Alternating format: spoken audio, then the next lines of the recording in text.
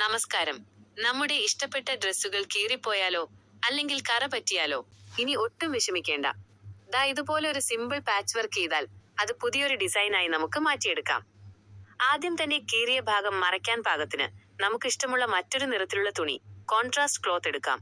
ഞാനിവിടെ ഒരു ചെറിയ കഷ്ണം തുണി കൃത്യമായ വട്ടത്തിൽ വെട്ടിയെടുത്തു കഴിഞ്ഞു. ഇനി ഈ തുണിയുടെ കൃത്യം നടുവിലായി ഒരു ചെറിയ വട്ടം കൂടി വരച്ചു കൊടുക്കാം. ഇനി ഈ തുണി ഡ്രസ്സിലെ കീറിയ ഭാഗത്തിന് മുകളിലായി വെക്കാം.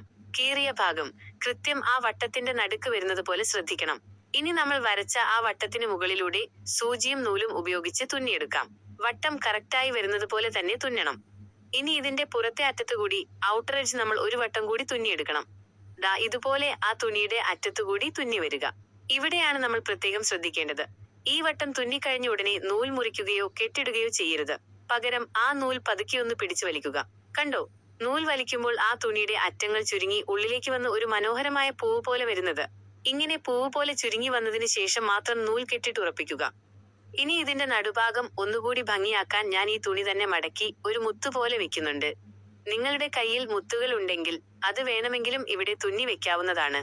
ഇപ്പോൾ കണ്ടില്ലേ, ആ കീറിയ ഭാഗം ആർക്കും മനസ്സിലാകാത്ത രീതിയിൽ എത്ര മനോഹരമായ ഒരു ഡിസൈനായി മാറി.